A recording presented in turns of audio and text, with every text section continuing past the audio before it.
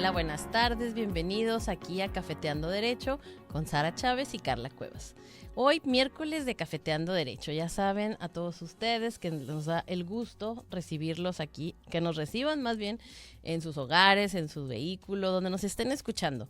Hoy tenemos en nuestro episodio número 2 de nuestra temporada 3 y ya saben, estamos a través de Estéreo Baja 1550 de AM y 800 AM por Tijuana y San Diego y también en Mexicali y Calexico. Nos puedes ver por Facebook Live, también en Estéreo Baja y también más adelante a lo mejor a través de YouTube, ahí tenemos el programa completo para que lo puedas revisar.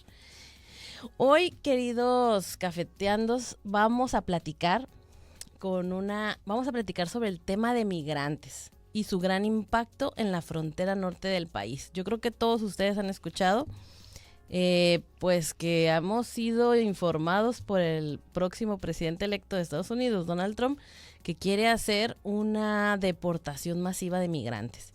Y Tijuana, pues como bien sabemos, es una gran puerta para ellos porque estamos en la frontera norte, yo creo que una de las más importantes.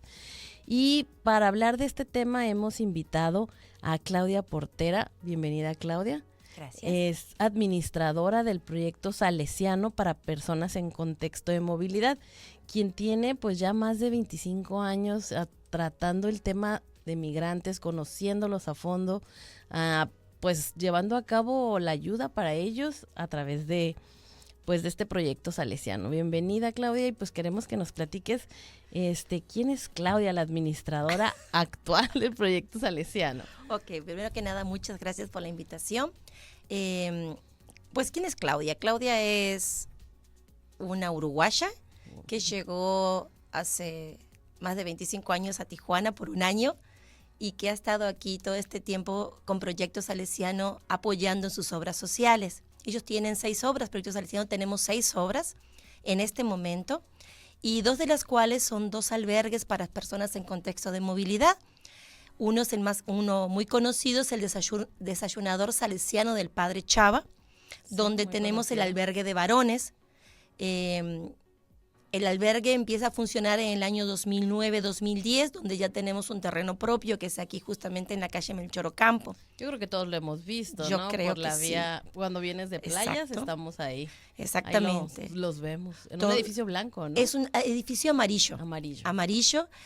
Todas las mañanas, a partir de las 8 de la mañana, brindamos un desayuno a las personas que se acercan, pero al brindar ese desayuno tú te puedes encontrar con personas que van llegando a Tijuana, personas también que están en otros albergues. Somos de los pocos albergues que ofrecemos, por ejemplo, las 3 comidas diarias, okay, que somos también gratuitos. Y entonces de alguna forma la gente se va acercando. También recibimos deportados, ¿no? Y los deportados los podemos recibir las 24 horas del día. Somos un albergue que es 24/7. A partir del año 2021, en el Mariano Matamoros se abrió de forma permanente el refugio salesiano Don Bosco, específicamente para mujeres, okay, mujeres con niños y adolescentes también. ¿Por qué digo en forma permanente? Porque este refugio surgió en el año 2006 con la llegada de los haitianos. Ahí teníamos a las familias. Luego, con el éxodo centroamericano del año 2018, nuevamente lo reabrimos.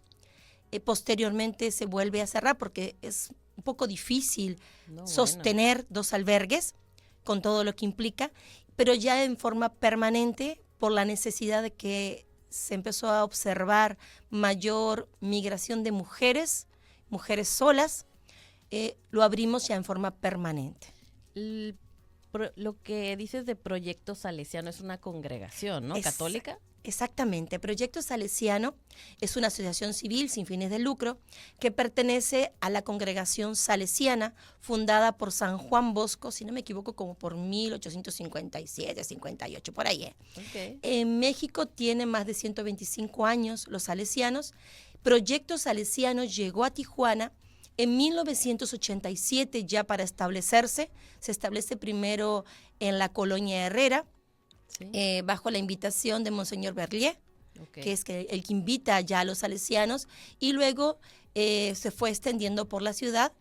Hoy por hoy, como mencionaba, tenemos 6 obras ubicadas en la colonia Castillo, en la zona centro-norte, en la colonia Herrera, Ellos se dedican este proyecto se dedica más que nada a personas en vulnerabilidad. Exactamente, trabajamos con personas, familias, niños, adolescentes y jóvenes en vulnerabilidad. Familias pobres, muchachos que muchas veces tienen familias desintegradas, personas deportadas, discapacitados, personas de la tercera edad. Nuestro primer mandato, entre comillas, serían los niños, adolescentes y jóvenes. Okay. Pero en eso tenemos que atender a todos, ¿sí? Claro. Tenemos una mirada privilegiada hacia ellos, hacia reivindicar sus derechos, hacia dignificarlos, pero es hacia toda persona vulnerable Proyectos Salesianos. Yo creo que sí, porque fíjate que haciendo memoria, yo cuando estaba joven y que fui parte también, fui invitada a Proyecto Salesiano, me tocó participar en los desayunos que hacían, estaban por la calle Segunda, creo que no sé si todavía estaba, no estaba el edificio actual, exacto. Estaban en un segundo piso. Sí. Y recuerdo que haber sido invitada y que era un lugar, pues no sé, como un segundo piso, una terraza sumamente grande, ollas de comida, y pues me invitaron a participar, a servir la comida. Sí. No recuerdo si era para migrantes, o sea, no recuerdo si el tema era la migración o eran personas de escasos recursos solamente. Cuando empieza el desayunador salesiano del Padre Chava, bueno, que era el desayunador salesiano, ni siquiera desayunador, era un comedor. Era un comedor. Inicia en el año 1989, en ese momento, en el año 1999, cierto. Estaba siendo el director Padre Javier Prieto, estaba el Padre Chava todavía en vida, y empiezan, las oficinas estaban en la calle Madero, sí. Y la gente se acercaba mucho a pedir ayuda porque llegaban, ¿no? Y mucha gente era deportada, mucha gente llegaba a Tijuana y creía que había llegado a Estados Unidos. No. Entonces se les daba el cafecito, el pancito, y de ahí surge la idea, acompañados de algunos laicos, unos ya no están en vida, también de ofrecerles un plato de comida. Claro, ¿no? Algo tan, podría ser simple y tan importante. Tan importante que es un derecho a la alimentación, porque a veces el hambre te puede llevar a otras cosas, ¿no? De ahí surge esta idea del desayunador, se empieza a dar mayor sistematización, estabilidad, se les empieza a ofrecer también cambios de ropa, duchas, corte de pelo, aquellas cosas que las personas necesitan muchas veces para verse bien, incluso poder pedir un trabajo. Claro, sentirse exactamente dignas. Hoy por hoy nosotros donde estamos, les ofrecemos 3 veces a la semana regaderas con cambio de ropa, wow. Les ofrecemos servicio médico, atención psicológica, no ya en el desayunador, sino en otra de nuestras obras donde que hicimos una alianza con la Comisión Mexicana de Ayuda al Refugiado y el Alto Comisionado de las Naciones Unidas, ACNUR, por medio de la ONU. Tenemos el Centro de Multiservicios, ahí tenemos con nosotros al Sistema Nacional de Empleo, que es para todos. Tenemos una oficina del CURP, de RENAPO con el CURP, para tanto mexicanos como extranjeros. Para darles una identidad. Exactamente, ¿no? Que muchas veces en este caminar pierden sus documentos, sobre todo los mexicanos, también los extranjeros, sí. Pero si es difícil para un extranjero, un mexicano muchas veces también la tiene muy difícil.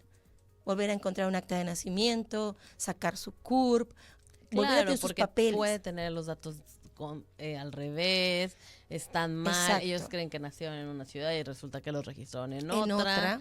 Sí, que es la cuestión más. Bueno, yo he visto que el Estado mexicano ha trabajado arduamente, pero creo que hay un rezago aún muy grande para el tema de la identidad de los sobre mexicanos. Todo, por ejemplo, con las personas que son deportadas y que tienen ya muchos años en Estados Unidos. Sí, no actualizaron sus datos y se quedaron sin esa nueva, pues como dices, el CURP simplemente, ¿no? Exacto. Entonces, apoyamos, para hacer esta labor tratamos de hacer alianzas, porque solos no podemos. No, okay. Y que las personas cuando llegan con nosotros, poderles brindar el abanico de opciones de acuerdo a sus necesidades. Últimamente hemos hecho también un convenio con la Cámara Mexicana de la Industria de la Construcción para ofrecer también capacitaciones que anteriormente, antes de la pandemia, las teníamos. Pero tristemente con la pandemia muchas cosas se cayeron, por así decirlo, y nos ha costado ir caminando de nuevo para que la gente también pueda capacitarse para el empleo.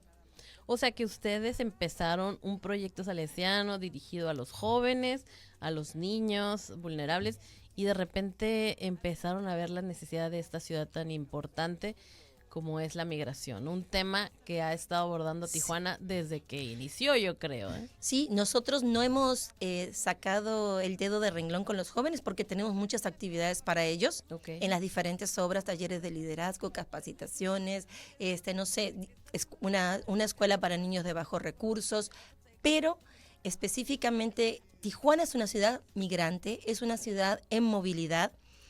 Y Proyecto Salesiano ha tratado a lo largo del tiempo responder a las necesidades. Entonces, de alguna forma, podemos decir que desde el año 2016, que nos impactó la llegada de tantas personas de origen haitiano, hemos ido cambiando, no todas nuestras obras, pero sí aquellas que funcionan más en el tema de movilidad, como mencionaba el desayunador salesiano del Padre Chava y el refugio salesiano Don Bosco, para brindar un abanico de oportunidades a estas personas, para que encuentren un lugar seguro, un lugar donde se los reivindiquen sus derechos humanos, sobre todo, también donde se les pueda tener el acceso a la información. Claro, donde para poderse comunicar. Exactamente, y también para que puedan acceder a la justicia. Ok. Sí, eso también es muy importante porque muchas veces tanto mexicano como extranjero puede tener miedo incluso a denunciar.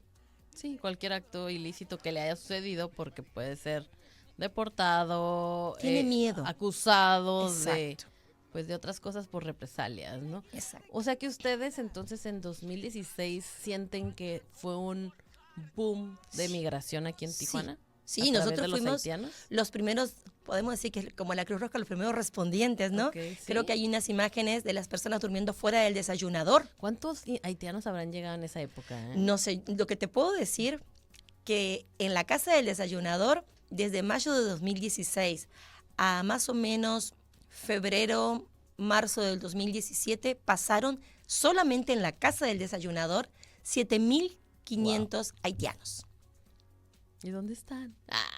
Bueno, en el año 2017 aproximadamente, sabemos que en Tijuana quedaron, cuando asume Trump la presidencia, unos 3,500, ¿no? Que regularizaron sus trámites, que pudieron empezar a trabajar, pero todos los demás, solamente por nuestra casa pasaron esos. Es decir, en ese momento también fue un despertar de la sociedad donde éramos muy pocos albergues que estábamos viendo la realidad migratoria o de movilidad y surgen otros, ¿no? En ese momento, obviamente, el pionero es Casa del Migrante, Madre Asunta, Ejército de Salvación, La Roca, por nombrar algunos que me recuerdo en este momento. Que apoyaron.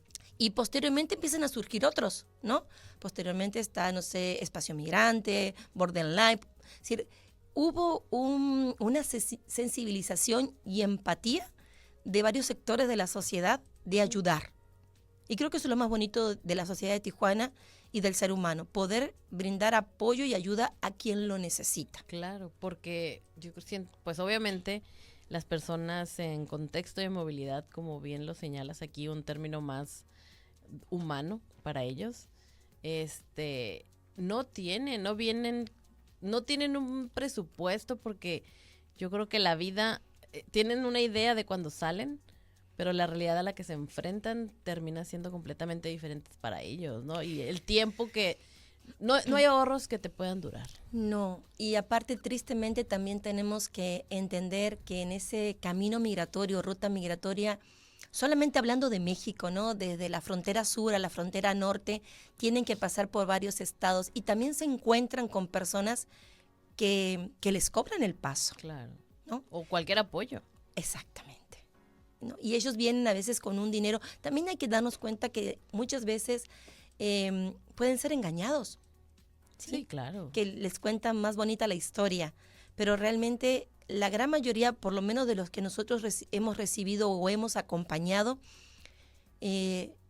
salieron por alguna razón donde su vida estaba en riesgo o donde el hambre apremiaba tanto que era ya una gran necesidad salir de ese lugar. Sí, claro, la migración en su mayoría es forzada. Es forzada. En este tema, ¿no? Y también hay que hablar de los desplazados internos de México, que es otro tema de desplazamiento, de movilidad, que quizás no la vemos en frontera o no nos damos cuenta, pero porque sí los están. identificamos y los sentimos mexicanos y no sabemos realmente el contexto de su venida a la ciudad, ¿no? Exactamente. Nosotros también estamos acompañando este tipo de migraciones, de desplazamientos, y nos damos cuenta cómo en algunos estados de nuestra república, lo que puede ser Michoacán, Guerrero, Sinaloa, Chiapas, están viviendo una situación crítica que los obliga a salirse de sus lugares de origen, ni que hablar de las comunidades indígenas. Híjole, es otro aspecto de la migración. Vulnerable. Muy vulnerable. ¿Ellos vienen en familia, la mayoría, o vienen solos? ¿Los hombres, las mujeres vienen separados por lo general? Algunos vienen en familia, hemos tenido casos de familias completas, hemos tenido casos donde el varón, cabeza de hogar, por así decirlo, perdió la vida o desapareció. Entonces podemos ver, o alguien tuvo que quedar porque si es un grupo armado que ya controla la zona, no permite que se vayan todos. Entonces hay diferentes estilos, por así decirlo, de cómo llegan las personas. De la manera en que los forzaron a llegar hasta acá. Exactamente. ¿Tijuana crees que sea uno de las ciudades realmente más importantes en tema de migración o se va esparciendo durante todas las ciudades que están en la frontera? Yo creo que, por ejemplo, otra ciudad que puede ser muy importante es Ciudad Juárez, ¿no? Pero sí creo, o por lo menos, bueno, de la realidad que a mí me ha tocado ver y conocer, Tijuana es un punto clave, ¿no? Creo que también las características de la ciudad, de ser una ciudad solidaria, de ser una ciudad donde si tú te quieres quedar, hay empleo, si se pueden dar las facilidades, ¿no? Porque también tenemos el tema de los documentos migratorios, donde hoy por hoy a los solicitantes de refugio no se les otorga la TBRH, que es la tarjeta de visa por razones humanitarias, que les impide sacar el RFC y por tanto no pueden obtener un trabajo formal y la persona se va a ver obligada o a cruzar a Estados Unidos pidiendo el asilo, pasando ilegalmente también, o irse a un trabajo informal donde sabemos que no es lo correcto. Entonces, ahí también tenemos que ver qué es lo que sucede, pero creo que más allá de eso, en Baja California, en Tijuana, nosotros que tenemos a veces conexión con Canacintra, con Coparmex, hay trabajo. Sí, sí. Entonces, creo que a veces estas personas que quieren rehacer su vida, que adoptan a Tijuana o Baja California como su segundo hogar, habría que darle a veces las posibilidades, ¿no? A todo el que llega aquí y quiere quedarse para salir adelante, creo que a veces tendríamos que buscar el facilitar de las cosas. Fíjate que a mí me tocó ver muchos, pero muchos trámites en lo que es en el Tribunal Federal de Justicia Administrativa. Ahí las personas migrantes solicitaban al INAMI, a través de la Secretaría de Gobernación, pues la regularización de su situación legal en México. Y realmente había muchas personas que decidían quedarse en México para disfrutar, trabajar, estar con su familia, más allá de seguir perdiendo el tiempo tratando de ingresar a los Estados Unidos, ¿no? Claro que sí. Aparte hemos visto que el pasaje a Estados Unidos, ya sea con CBP, de la forma correcta, cada vez es más largo y también, bueno, las formas no es garantizable que por el simple hecho de pasar ya obtengas tu asilo. Entonces sí necesitas poder comprobar determinadas cosas y es muy largo, es un proceso muy largo para ellos. Si ya venían con estrés, con ansiedad, con inseguridad, Tijuana les ofrece una seguridad y muchos dicen, yo desisto. Claro. Prefiero quedarme aquí. Bueno, vamos a ir a un corte y ahorita seguimos platicando sobre personas en contexto de movilidad.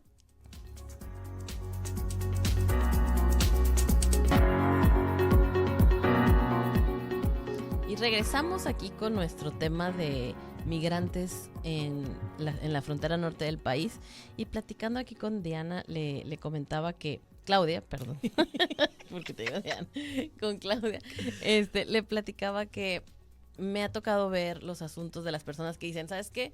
Me desisto de seguir en Estados Unidos, sí. Se ve que es súper difícil, me van a meter a una jaula, me van a meter, o sea, va a haber cuestiones que ya sabemos que no los tratan nada bien. Y en México, pues digo, se ve padre la ciudad, Tijuana es amigable y terminan quedándose. Sin embargo, yo he visto que muchos de ellos, sus trámites, pues en México tampoco son fáciles, ¿eh? Son muy rechazados y también ahora sí que el Instituto Nacional de Migración no es el instituto más amigable con los migrantes. Eso es cierto. Mira, a partir de enero del año pasado, del 2024, dejaron de emitir una credencial, la que te mencionaba, la TBRH, tarjeta de visa por razones humanitarias, porque para ir al SAT y tramitar su RFC le piden una identificación. Claro. Les dan un oficio, pero el oficio el SAT no lo ve, no lo reconoce. Entonces hay personas que ya estaban solicitando su refugio, que estaban trabajando y perdieron su trabajo formal. Eso nos toca a nosotros, algunos de nuestros muchachos del desayunador y de las señoras del refugio, que era una desesperación porque perdían el trabajo y perdían el ingreso y perdían la posibilidad. Algunos tuvieron que regresar con nosotros, que ya habían independizado. Claro, llevas avanzando un paso y la ciudad, o sea, el Estado no termina de apoyar, ¿no? Pierden sus derechos a un servicio de salud, a prestaciones correctas, y los orillamos a un trabajo informal. Que es lo que se supone que el Estado no quiere que pase, ¿verdad? Y en el tema de las mujeres yo quiero hacer énfasis que a veces las obligamos, muchas veces, a terminar prostituyéndose. Entonces creo que es más difícil, más cuando tienen niños. Entonces, sí, el Estado mexicano a veces es muy riguroso, pero esas personas que estamos hablando, que deciden quedarse en México, que empiezan una solicitud de refugio aquí en Baja California, que no se van a otro lugar, habría, creemos nosotros, que darle las facilidades para que puedan permanecer. Claro. Sería como nuestros hermanos mexicanos que están en Estados Unidos y que quieren regularizarse y tampoco se les posibilita. Claro, y no tienen los recursos para contratar. ¿Qué vas a contratar a un abogado? Sin embargo, aquí pues un anuncio para la Defensoría del Poder Judicial. Ellos de manera gratuita auxilian. A mí me tocó ver muchísimos asuntos que ellos eran representados, estas personas migrantes, por la Defensoría de Oficio del Poder Judicial. De ese Poder Judicial que ya saben, está más apaleado el pobre que nada en estos tiempos, sin embargo sigue funcionando, es gratuito y sigue apoyando a todos esos migrantes, así que deberían, los que nos escuchan saben de alguien que ha tenido algún problema, usted me imagino los conocen. Sí, los hemos referido con ellos, ¿no? Sí. Tanto lo que es la Defensoría Pública como la Clínica Jurídica de la Ibero, ellos se acercan justamente para poder ayudar a estas personas. Son trámites largos, no hay resoluciones. Hay que tener paciencia. Pero en esa paciencia la persona queda en un no sé si se llama el limbo, purgatorio, cómo le podemos llamar, porque queda totalmente Fíjate que sí, ahorita vulnerable. Que platicas un poquito más de eso, te digo, me tocó conocer muchos asuntos de este estilo, porque también soy abogada, pero la mayoría de las veces solo pedían la suspensión porque son juicios de nulidad o pueden ser amparos, ¿no? Y la verdad es que la mayoría de las veces, si no es que el 100%, pedían la suspensión para que no fueran deportados. Sí. Sin embargo, creo que ahí donde hacía falta esta claridad para los abogados que los defienden, de que también solicitaron una suspensión o una medida cautelar para que les fuera dotado una credencial para poderla trabajar y no ser una carga para el Estado, para un refugio, desayunador salesiano. Entonces, creo que ahí a lo mejor es parte de que no hay una... Porque yo los asuntos que vi, la mayoría ni siquiera hablaba español. Eran haitianos, hablaban francés. Exactamente. Entonces también con el tema de... Recuerdo haber visto sus interrogatorios y eran ilegales porque no tenían un traductor. Exactamente, sí. Entonces creo que pues la falta de un traductor que te exige la Constitución, que te exigen las leyes, pues deriva en una defensa pues inadecuada, ¿no? Sí. Y ellos lo que necesitan es trabajar. Sí, mira, cuando fue... Comer. Exactamente. Cuando los haitianos en el 2017, que asume Trump en enero, fueron las primeras tarjetas de visa humanitaria que se empezaban a entregar. Sí. En el desayunador ayudamos a muchos y en el refugio a hacerlas porque todas estaban en español. Claro. Entonces ellos generalmente en los grupos, en los contingentes, uno hablaba español y los demás hablaban creol. Ay, Dios. Entonces teníamos que hacerles preguntas. Teníamos a un haitiano que le decíamos, dice esto, a ver qué ponemos aquí. Porque ellos no sabían el idioma.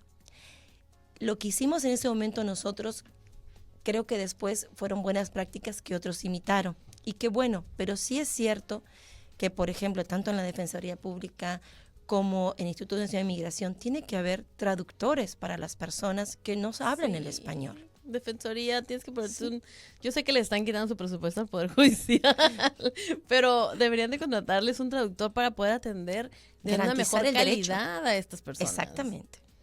En condición de movilidad.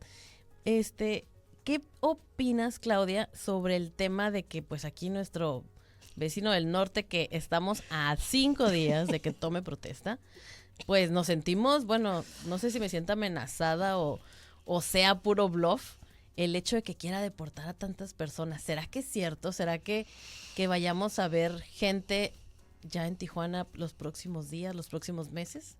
Tenemos la experiencia de su mandato anterior, ¿verdad? Sí. Que nos sorprendió a todos con el Quédate en México. ¿Verdad? Sí. Que empezaban su proceso allá, pero tenían que regresar aquí a México a estar. Entonces, no sé, a nivel personal creemos que algo va a ser, porque son como sus promesas de campaña. Es una persona que está en contra de la migración. Entonces, hoy por hoy también tiene hasta la corte en su mayoría. Hemos escuchado las redadas que ha habido en Pasadena. Exactamente. En todos estos lugares. Pueden empezar redadas en lugares de trabajo. Hoy por hoy las deportaciones son aquellas personas que son peligrosas para Estados Unidos o que cometieron un delito. Pero si se habla de estas deportaciones masivas, será todo el mundo.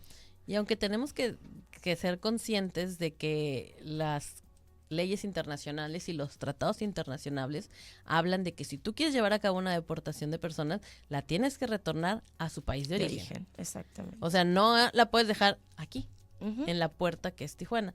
Nosotros pues vamos a tener que recibir a la mayoría, porque no sé si a ustedes les ha tocado cuando cruzas por la Pet West. Sí. Ahorita ya no he visto, pero hubo un tiempo en que veías los viernes, los sábados, filas de personas esposadas y les iban quitando las esposas como si fueran criminales. Exactamente, ¿no? Sí, ahora pasa más que nada en las noches porque nosotros los estamos para recibiendo. No verlos. Ay, exactamente. Por eso ya no los veo. Sí, digo, pero generalmente en las tardes, después de las 7 de la tarde empiezan las deportaciones. Para que nadie les tome fotos, yo creo, y por eso ahora ya está cerrada el Pet West. Yo creo que tenemos que estar preparados. Realmente no sabemos qué es lo que va a pasar, pero tenemos la experiencia anterior, ¿no? Y sí creemos que algo va a suceder. Entonces creo que como sociedad tenemos que tener un corazón solidario y abierto. Lo que tú mencionabas, que claro, si lo van a deportar tendría que ser a su lugar de origen. Lo vimos en la pandemia que bajo el título 42, para no hacer ningún proceso, rápidamente los deportaban y los deportaban ya a México. Okay. Sí, o no hay que descartar que quiera tomar otra medida, que en ese momento era como por salud, ¿no? Por la contingencia que estábamos viviendo, que pueda tomar algo más y decir, por esta razón los pasamos claro, hay que rápido. Inventar una, ¿no? Exacto, ¿no? Porque los vimos. Y nosotros en ese momento una vez recibimos a 73 personas en una noche. Wow. A las 11 de la noche eran mujeres, niños que habían pasado... Pero ¿cómo es que los recibes? ¿Ustedes saben, alguien les informa? ¿Cómo es que llegan? Generalmente a los albergues que atendemos... porque están muy cerca, ustedes les cae del puente, ¿no? Sí, cae. Un peatonal.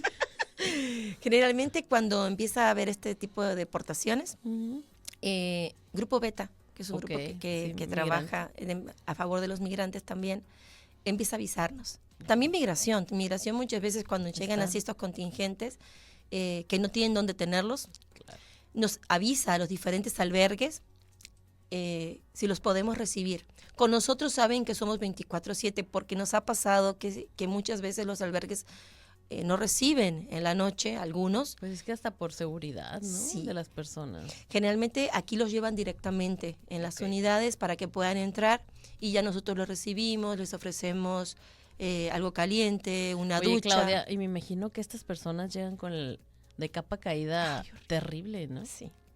O sea, qué fuerte ha de ser recibir 70 personas con las alas cortadas, sus sueños. Y todo el proceso, por cómo son tratados. Yo siempre digo que el migrante que viene subiendo viene con esperanza. Claro. Pero a la persona que regresan de Estados Unidos, lo deportan, la palabra que tú quieras usar, es un repatriado, viene emocionalmente roto. Y hay que trabajar la reconstrucción personal, empezando por la autoestima. Ay, qué fuerte. ¿Sí? Porque cuando les dicen no, así como estás, te vas, así lo agarran, no se pueden despedir. Pues, por ejemplo, si están en las estancias migratorias, que les llaman las hieleras, son hacinamiento de personas también. Entonces, me acuerdo una vez, unos que nos decían, en cuando llegó, me regala un cepillo de dientes. Ay, Dios santo. Dice, algo tan elemental. Dice, tengo más de 2 semanas sin poderme lavar mis dientes. Dice, necesito bañarme. Claro. La dignidad humana, ¿dónde queda, no? ¿Dónde queda? Las autoridades en qué momento pierden el sentido de que somos seres humanos todos. Ellos son seres humanos que perdieron todo. Exactamente. ¿Y cómo los tratan? ¿Y cuando hay niñez? Ay, no, bueno. Cuando hay niños. ¿Les hablan al DIF o qué? Cuando vienen acompañados los dan con sus papás. Okay. Si vienen solos, sí tienen que ver directamente. ¿Cómo van a venir solos? Vienen a veces. Es decir, cuando hacen este tipo de deportaciones que no siempre los deportan juntos. Sí. Es que se pueden perder. Claro que se pueden perder. Claro que se pueden perder. ¿Y cuántas cosas pueden pasar? No, bueno, ojalá nada más se pierdan, ¿no? Sí, entonces es muy, muy fuerte lo que a veces uno ve de primera mano, ¿no? A estas personas que, como tú dices, no sonríen. Su mirada a veces es perdida. El llanto, el enojo. Y después el tratar... que sigue. Sí, y tratar de conectarlos con alguien familiar, con alguien para que empiece a haber un vínculo. Una vez nos pasó con un deportado, que hoy por hoy está muy bien, pero en su momento él creía que lo peor que podía hacer era seguir con vida. No. ¿Sí? Porque su familia había quedado allá, su esposa tenía una enfermedad, no tenía ya en México un lugar como para llegar porque ya tenía tiempo y él creía que lo mejor era no existir. Wow. Hubo que trabajar con él, incluso para acompañado a lugares por el miedo que nos daba. Siempre le poníamos un ángel de la guarda, ¿no? Okay. Así le llamamos nosotros, un compañero que lo esté cuidando. Gracias a Dios pudo salir adelante, pero él se quería quitar la vida y lo intentó. Pues es que no tienes esperanza. ¿Crees que tu mundo se acabó? Porque aparte, por ejemplo, cuando separan las familias y la familia queda allá, automáticamente hay una ruptura familiar. Esa familia se rompió. Porque no es que mañana voy a pasar y te voy a volver a abrazar a los hijos. No. No, pues no, eso no se va a arreglar pronto. No. Pueden pasar años o nunca. Exacto. Exactamente. Entonces, es algo muy, muy especial. Y a veces que la persona, su familia de allá no pierda el quedarse ahí, pero capaz que estaban tratando de tramitar o van a tramitar o lo que sea. Están a punto, ¿no? ¿Cuántas historias ha de haber de terror donde no faltaba nada? Sí, sí, totalmente. O por una falta administrativa, exceso de velocidad. Un error que sienten que le costó su vida, ¿no? Exacto. Y todos sus sueños se cayeron. Sí. Me tocó ver en estos días pues varios videos de personas en Estados Unidos que como en estas redadas que se veían y hacían videos para despedirse de sus familiares, ¿no?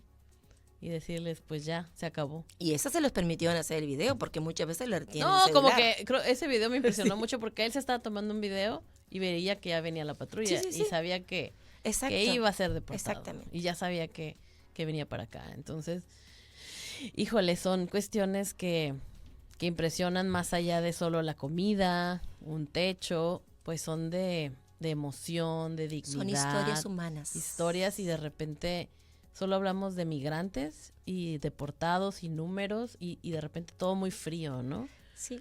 Yo fíjate que hace, como en el 2016 me tocó tomar un curso sobre migración, pero de la migración de Europa. Uh-huh. Y en ese tiempo nos platicaba una experta en migración allá que iba en 2016, dice, es que esto que vemos ahorita aquí de la gente que viene desde África para España, y nos enseñaba fotos muy dramáticas donde la gente se veía colgando. De este lado era pobreza total de África y de este lado estaba el campo de golf en España, ¿no? Y la gente no sé, 20 metros de una barda queriéndose brincar, porque ellos sabían que en el momento en que ellos caigan en el pasto, tienen asilo político, ¿no? Y cómo los policías de seguridad los trataban de aventar, ¿no? Claro. O sea, eran imágenes aterradoras que no se veían todavía aquí. Apenas empezaba. Sí. Y ella nos platicaba que iba a ser inminente que en todo el mundo hubiera migración por la escasez de trabajo, la escasez de oportunidades, porque el dinero se está juntando en unas solo ciudades. Yo la verdad no creí que fuera a ser tan dramático. Y en estos años que han pasado recuerdo tanto esa clase, digo, cómo esas imágenes que yo veía tan lejanas, ahora ves cuánta gente correr durante el aeropuerto, playas, y siguen corriendo, y a pesar de que siguen poniendo muros más altos, la gente ellos siguen intentando. Exacto. Supervivencia. Y dices, ya no hay por dónde, pues ellos van a seguir buscando. Sí. La persona se mueve. Creo que hay que entender hasta los orígenes de la humanidad. Las personas se fueron, es decir, la población humana se fue moviendo buscando mejores recursos. Por eso sean nómadas, un rato acá, un rato allá, sea que sea muy frío, vamos para el calorcito. Nuestro instinto de supervivencia nos lleva, porque también eso nos lleva a tener esperanza. Es decir, quiero un lugar mejor, quiero volver a tener un lugar seguro, quiero volver a tener un empleo. Estos días que estábamos acompañando a unas personas de Colombia y Venezuela que iban a pasar, ellos nos decían, yo quiero un empleo. Claro. Yo quiero trabajar. Yo quiero ir al supermercado y tener dinero para poder comprar, no quiero tener hambre. Por ejemplo, ¿no? La medicina, es imposible que mi abuelo se haya muerto porque no había medicina. Como esas cosas podemos ver. Personas que también vienen huyendo por sus creencias políticas. Claro. También, ¿no? Es decir, la libertad de expresión o de pensamiento a veces no se tiene. ¿Y cómo hace la migración una distinción entre las personas de escasos recursos, le llama migración, y las personas de altos recursos le llama gentrificación, ¿no? Obvio. Cuando decimos, es que hay gentrificación y Puerto Vallarta está inundado de americanos y canadienses. Aquí también. ¿No son migrantes? Son migrantes, pero ahí, claro. ¿Y por qué esos migrantes son de primera y le llamamos gentrificación? Porque todo va a depender cómo la miremos. Y a ellos sí les vamos a dar sus papeles para que estén cómodos en la ciudad. Es muy posible. Tristemente, a las personas pobres, la porofobia, ¿no? Es decir, tenemos una discriminación a la personafobia. Sí. Esa persona que se ve feíta, que huele mal, que capaz que viene con la mochila, que leemos el tenis gastado, que vemos que hace unos días que no se baña, le ponemos. Pero aquel que viene bien vestido, quizás, como yo decía hace un rato, capaz que es hasta güero y de ojos azules, no, venga por acá, ¿no? Si sabemos que con la pandemia del 2020 muchas personas de Estados Unidos vinieron a vivir a Baja California. Claro. Por eso también se han incrementado las rentas. Claro, y también, porque ellos trabajan muchas veces desde casa hacia otros lugares, ganan en otra divisa más fuerte que el peso mexicano. Y también nos afecta. Obviamente que nos afecta, por supuesto que nos afecta, pero eso no lo vemos. Es decir, realmente la migración todo va a depender con los lentes que tú la quieras mirar. La migración es buena si creemos que nos beneficia, ¿sí? La migración es mala si creemos que nos viene a quitar empleos, aunque quizás el otro también nos quitó empleos, Claro. Pero viene en carro, ¿sí? Tiene visa, tiene un pasaporte extranjero, no sé, ¿sí? Les ha quitado el disfrute a los que viven en las playas. ¿Cuántos gringos no van y dicen restaurante que lo cierre porque hay mariachi y no les gusta? Exactamente. O obligar a hablar en su idioma cuando está en un país donde él habla español. Claro. ¿No? Entonces decimos, espera, ¿no? Es decir, por eso todo depende cómo la miremos y quién la mire. Y nos tenemos que acostumbrar, porque siento que esto no se está acabando, ni se va a acabar. No es algo que va a ser parte de nuestra cultura, yo creo. Yo creo que sí. Lo único que creo que tenemos que, bueno, nosotros que somos agentes. Nuestra realidad. Exactamente. Somos agentes sociales, por ejemplo, con tu programa, nosotros con lo que hacemos, hay que visibilizar la realidad social Y creo que hay que tratar de ver de ambos lados lo bueno y lo malo. Claro. Porque ni todo de este lado es bueno, ni de este lado todo es malo. Es decir, las personas, cualquier persona que venga con su carro directamente porque puede cruzar, o el que viene huyendo, si quiere venir aquí y ser una persona de bien, quiere trabajar dignamente, claro, hay que abrirle tiene algo las que puertas. ofrecer para que la sociedad. Exactamente, aparte, decir, hasta la diversidad cultural nos enriquece, nos hace de una mente más abierta y de un corazón más amplio. Sí. Entonces, tío, hay que ver todo eso. Y no tenemos que olvidar que detrás de esa persona, así esté con varios días sin bañarse y con solo una mochila y tenis rotos, hay un ser humano igual que tú y que yo. Sí. Y puede ser el día de mañana un familiar. ¿Cómo te gustaría que lo tratara en otro lugar? Claro. ¿Cómo tratas entonces tú a los que están llegando acá? Sí, no quisieras que te vieran como un apestado, ¿no? Exactamente. Quisieras integrarte, decir, tengo algo bueno, ¿sabes qué? Yo sé hacer esto, puedo ayudar en esto, en esta sociedad. Exactamente. Creo ¿Por qué que no darle la oportunidad? ¿no? Siempre tenemos que brindar la oportunidad. Creo que todos nosotros siempre pedimos una oportunidad, ¿no? Si nos equivocamos, pedimos una oportunidad. Si queremos un trabajo y no tenemos experiencia, pedimos una oportunidad. No sé, siempre estamos pidiendo oportunidad. Brindemos oportunidad. Yo creo que Tijuana, lo digo siempre con mucha certeza, es una ciudad muy solidaria y muy empática. Quizás se enfrió un poquito con la pandemia. Sí, pues sí. A todos. Pero creo que Dios que nos regala, tenemos la oportunidad como seres humanos de decir qué tipo de agente social quiero yo, qué tipo de sociedad quiero y qué hago para esa sociedad. Claro. Todos queremos una sociedad justa, queremos una sociedad sin violencia, queremos una sociedad con oportunidades para todos. Pero lo primero que tengo que hacer es, ¿qué estoy haciendo yo para que esta sociedad sea de esa manera? ¿Qué granito de arena yo estoy contribuyendo? Claro. Y en esa manera tenemos que ir haciendo red con otras personas, pero por lo menos el entorno es como la basura. ¿Sí? Nos quejamos. Cuando tú terminas de tomar tu Coca-Cola, ¿qué haces con ese bote? ¿Lo tiras? ¿O con el chicle? ¿Qué haces? ¿Dónde termina? Desde ahí comenzamos, desde lo pequeño.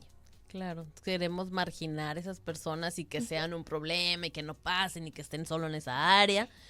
O los conocemos, los ayudamos a que primero ocupamos ayudarlos porque están rotos. Están rotos. Y necesitamos que se vuelvan a pegar. Sí. Y después integrarlos, si es que ellos deciden quedarse en la ciudad. Exactamente. Es un trabajo difícil. Es un trabajo difícil. Es un trabajo que implica darse. Un pedacito de nosotros tiene que aprender a darse. Pero creo que al final del día es mirar atrás o apoyar, yo digo siempre apoyar la cabeza en la almohada y decir, hoy tratamos de que este mundo sea un poquito mejor.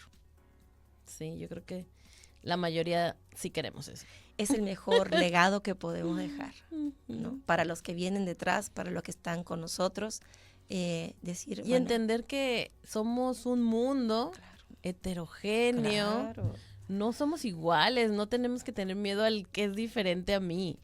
Digo, aquí en Tijuana a lo mejor es fácil decirlo porque habemos mucha gente de todos los estados, ahorita ya de muchos países, nos hemos estado acostumbrando, pero hay muchas ciudades en el centro del país que solo quieren ver a la gente igual, que solo aceptan a los que ellos ven como iguales, de su mismo tono, de su misma estatura, ¿sí? De su misma complexión, de su mismo estilo, ¿no?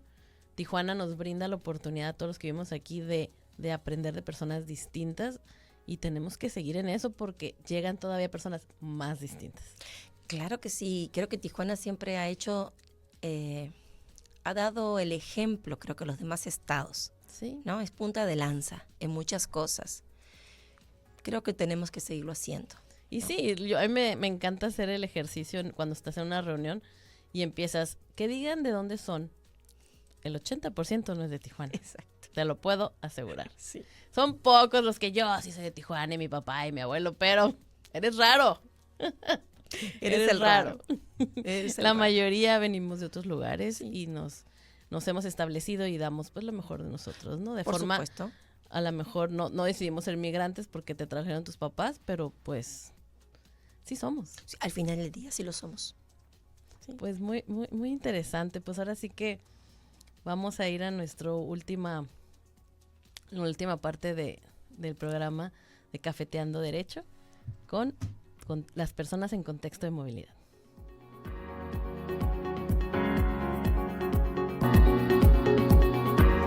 Bueno, ya aquí, ahora sí, en la recta final de nuestro programa tan bonito del día de hoy, Cafeteando Derecho, platicando con Claudia Portera, administradora del proyecto Salesiano para personas en contexto de movilidad, personas migrantes.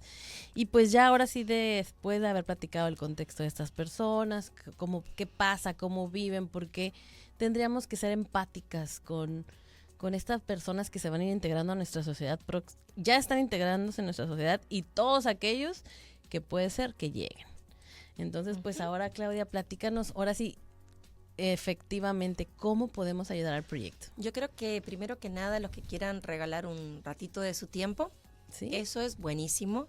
¿Qué hacen ahorita que podemos integrarnos? Todos los días, de lunes a sábado, por ejemplo, brindamos desayunos a personas vulnerables o de bajos recursos.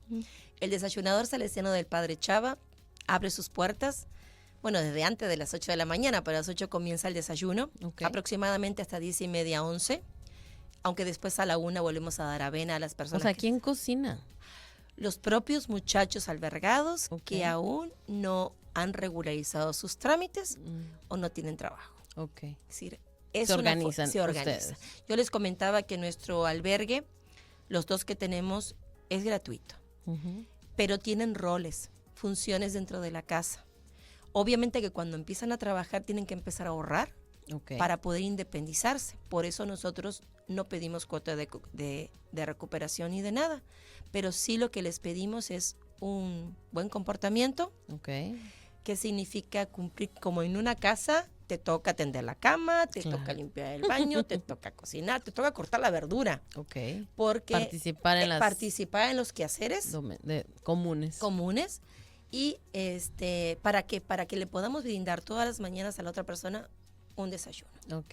Qué padre. Entonces, podemos ayudar en ese aspecto de ir a servir, porque primero hay que ver la realidad.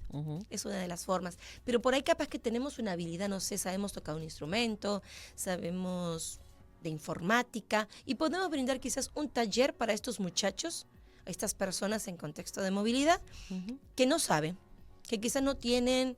no saben manejar la computadora, y le podemos enseñar, porque eso es una herramienta para el trabajo también. ¿Sí? Entonces, eso puede ser también. También el desayunador, como el refugio, brindamos talleres de capacitación en barbería. Como les comentábamos, en la Cámara Mexicana de la Industria de la Construcción estamos haciendo talleres para que puedan emplearse posteriormente. También tenemos de cocina. Y el que tenemos es de cuidados paliativos o cuidados para enfermos, para adultos mayores. Es capacitar, darles herramientas, ¿no? Pero si yo tengo una habilidad, la puedo poner, como digo, en práctica. A la misma vez, si tú eres un joven, quizás de una universidad, y tienes que hacer tu servicio social, podemos ver de que si tu universidad tiene convenio ya con nosotros y no lo podemos hacer, y te podemos dar de alta y puedes apoyar en el desayunador, en el refugio con los niños. Algo que quiero comentar, por ejemplo, del refugio salesiano Don Bosco, que tenemos a los niños. Nosotros, como tenemos ahí la Escuela de Niños de Bajos Recursos, los incorporamos a la SEP. Y el tiempo que están los regularizamos y pueden salir. ¡Qué padre! No se quedan sin estudiar. Exactamente. Los vamos regularizando. Nos tocó niños, adolescentes que tenían mucho tiempo, años, sin volver a un aula. Entonces los hicimos. Entonces, tú puedes ayudar. Quizás... con las mujeres podemos, no sé, dar un curso de maquillaje, estoy diciendo. O simplemente ir a ayudar haciendo actividades con los niños. ¿Reciben donativos en especie? Recibimos todo tipo de donativos. Efectivo, también dinero también. Sí, lo del dinero, aunque digan, ay, piden dinero. Pues sí, ¿no? Hay que comprar cosas. Hay que comprar y hay que pagar. Por ejemplo, en el refugio tenemos enfermeros 24/7, porque vemos casos muy feos. Ay, no quiero saber. Bueno, entonces, sí quiero saber, pero qué intenso. Pero entonces necesitamos tener personal. Hay voluntarios, pero necesitamos a veces personal, el mínimo de personal. Para una eventualidad. Exactamente. Y tenemos que poderles, nosotros, si hablamos de defender los derechos de las personas, poder brindar un empleo digno. Entonces Claro, sí recibimos no, donaciones, somos también donataria autorizada para aquellas personas que quieran dar un con donativo. efectos fiscales. Es efectos fiscales. Es decir, tenemos diferentes proyectos, como les digo, el de educativo, el de migrantes, el de jóvenes, el de niños. Si la persona dice yo quiero invertir mi tiempo o mi dinero en esto, por supuesto que nos podemos sentar. ¿Cómo le hacen a con hablar. tanta comida? ¿En qué sentido? O sea, ¿cómo la consiguen? ¿Cuántos ángeles tienen? ¡Wow! Pedimos. Hay que aprender, es decir, nosotros hay que aprender a pedir para los demás. Entonces, pide y se te dará, dicen, exacto, ¿no? hay que tocar puertas. A veces, por ejemplo, Banati nos trae alimentos, porque a veces la verdura es lo que menos conseguimos y la cebolla para poder cocinar. Ay, Es increíble que no haya, y a veces al estar comprando implica de tener, es decir, la luz y el agua se tiene que pagar, ¿no? Sí. Entonces, sí necesitamos a veces, ¿cómo vamos a comprar cebolla? ¿Cómo vamos a comprar esto? Entonces, sí se necesitan Parece muchas que son cosas fáciles, pero se Son ocupan. cos- Y son se costales. acaban y los vuelves a consumir. Estamos todo, ¿no? hablando de más de 1,100 platillos diarios que damos. Wow. Y las personas que viven con nosotros es desayuno, comida y cena. ¿Cuántos tienen ahorita? En el desayunador salesiano tenemos en este momento 67 personas. Ok. Y van a aumento porque están deportando. Sí. Y en el refugio salesiano Don Bosco tenemos en este momento 53 mujeres con niños. Y por ejemplo, ahorita tienen pensado... Estamos en números bajos, porque hemos Ajá. tenido hasta 160 o más. Sí, si ahorita, por ejemplo, empiezan lo que nos cree, que esperemos que no suceda tan dramático, pero empezaran, ¿hasta qué capacidad tienen? Bueno, cuando no queremos llegar a eso, ¿no? Pero en la Ujú. época haitiana llegamos a tener entre la casa del desayunador 487 personas. No, ¿cómo crees? Sí, en los 3 pisos teníamos Wow. personas. No queremos llegar a eso, No, pero sí esperemos podemos que no. decir que 160 en el refugio, durmiendo en su camita, Oye, ni tienen... siquiera en catres, y unos 100 en desayunador. Wow, muchísima gente. ¿Tienen redes sociales? ¿Cómo Tenemos. nos podemos comunicar con ustedes? ¿Cómo sabemos que ocupan apoyo? ¿Saben qué? Nos llegaron 300 personas y necesitamos urgente, Bueno, generalmente tenemos nuestra página de Proyecto Salesiano Ujú. en Facebook, en Instagram. Tenemos la página también El Desayunador, tenemos Ok, nuestra hay que página seguirla. web, hay que seguirla. Y tenemos, por ejemplo, el teléfono de las oficinas centrales, donde ahí se concentra todo, que es el 664-687-1050. Pueden ver en nuestras páginas porque a veces aparecen, yo no me lo sé, ahí estoy mal. Tenemos WhatsApp. Ok. Para gente que quiere información, también los tenemos. No me los sé en este momento, pero Ahí lo buscamos. ahí lo buscamos. A la mayoría de la gente le Sí. encanta seguir a través de las páginas de Y redes sociales. si nos manda un inbox por nuestra página de Facebook, se los vamos a contestar. Perfecto. Sin ningún problema. Generalmente Proyecto Salesiano y Desayunador Salesiano Padre Chava, todo el tiempo tenemos algún voluntario que está ayudándonos Ok. a contestar las redes sociales. Súper bien. Pues muchas gracias por acompañarnos, A por ustedes, compartirnos esta a ti. información que de repente pues los vemos cada que pasamos por ahí, pero no sabemos cómo funciona y hoy nos diste un panorama muy claro y muy conmovedor de qué está pasando en Proyecto Salesiano. Felicidades por tener tantos años aquí, por venir de tan lejos y querer una ciudad tan padre como es Tijuana, pero por dar todo lo que haces a través como directora y coordinadora de Proyecto Salesiano. Administradora. ¿no? Administradora. Administradora. No tenemos un padre que es el director. ¿Quién Mira, es el padre? el padre se llama Juan Carlos Solís. Juan Él es Carlos nuestro Solís. director actual. Obviamente siempre vamos de la mano con un salesiano. Y yo agradezco, yo creo en Dios, entonces yo creo que este es el lugar donde Dios me colocó y aquí estamos para ayudar a los demás. Muchísimas gracias. Al contrario, a ustedes, muchas Y gracias por escucharnos a todos ustedes. Esto fue Cafeteando Derecho.